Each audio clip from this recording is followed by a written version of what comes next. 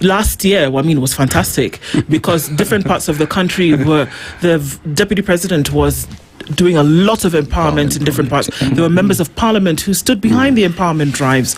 We've seen All Kalau. We see people getting water tanks and water pipes and gas and mattresses. I'm not sure where the mattresses come from or what they're meant for. But we see this. Where does that money come from? Does somebody not have to approve funds I think you asked for me release? You asked me that question some times back. But first, maybe I can chip in on the question you asked, Mheshimiwa, whether Parliament can oversight the way the World Bank grants are being disbursed. The answer is yes. Okay. Parliament has the powers to summon ministers, PSs, to come and explain how that money that is a loan to us has been disbursed. You look at the fairness, whether there has been an objective criteria, and of course audit on the impact. That's the work that Parliament is supposed to do. But as he said, there is a sustained effort to kind of silence Parliament. The government does not like being exposed, which is expected. When you have a government that really does not want to do things in line with our constitution, they will always be very uncomfortable when you are exposing them. Because if we did a serious audit, and I think at some point that must be done, the government will really be embarrassed.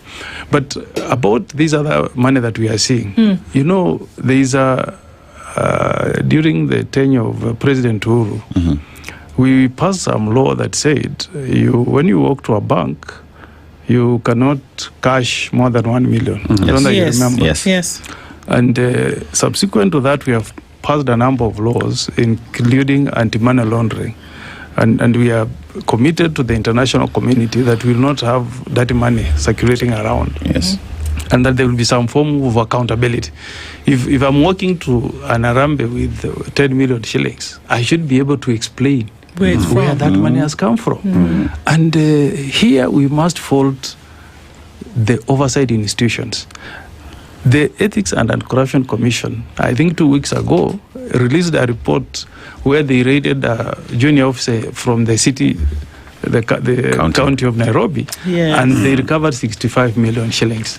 Now I'm asking this morning, there are these politicians who are displaying this money. It's not a raid. You don't need to raid. It's just summoning that guy to EACC and you ask him, Deputy President, we saw you donate 20 million. Where did that money come from? Right. Because if we don't do that, we are failing the accountability card. It means there is dirty money that is moving around. I would like to see the Deputy President, these ministers who, is it over the weekend? I saw people donating millions, carrying in sacks. It's interesting that you say that because you're carrying money in sacks. The EACC chair says today that their intent is to focus on graft prevention. That's what they want to do. So maybe they heard. Now, before your thoughts. About it. And the beauty is the chair of EACC, Bishop Oginde, is actually a very respected church minister. He used to lead the Nairobi Pentecostal Church. So we need to, because me and Kalasinga, we don't have the constitutional power to go and summon Kindiki or other cabinet secretaries to tell us where that money is coming from. But we need answers. I mean, I want to understand as a Kenyan how God has chosen to only bless Kindiki and a few ministers to be able to walk around with 20 million when the people I represent who are in that audience can hardly donate 500 shillings. And how can you be proud as a minister to be leading a population where only a few cabal around you can walk around with millions, but other Kenyans can't even put food on the table? I mean, we are behaving the way the King Louis XVI behaved in France, where people were outside here telling him, we cannot put food on the table. And the wife is telling them, if you are not able to get bread in the shops, buy cakes, which are more expensive. We are very, very insensitive. It might interest interesting to know that they chopped off Queen Catherine's head after that. But, if you go to France, that history is in the streets to remind every successful leader that you should never take people for granted. Those names have been embedded in the streets. You will find statues of those people as a reminder that there was somebody who led France who was very insensitive to the level of being stupid on how to address the people. And I think we are getting there. Because, Majimbo, how do people feel, okay, when they are lining up in your office to get a bursary check of 5,000 shillings to take their children to school? But the person who is supposed to ensure that money is in the pocket of everybody is walking around with 20 million. Exactly. Who knows, you don't know. Exactly. So I hope the commitment, I've not read the newspaper that further, but I hope that EACC can do something.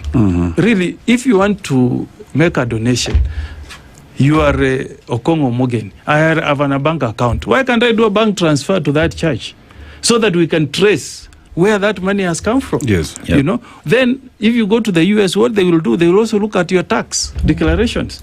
Because if you're able to walk around and give 20 million to charity, it means that you are also one of the largest taxpayers in a country. Yes, so we must push EACC to do something. We also need to rein in on the ombudsman, because if there is any inaction from any of these officers, including EACC, the ombudsman should also step in and say, I have seen that EACC has not done action on some of these suspicious financial activities.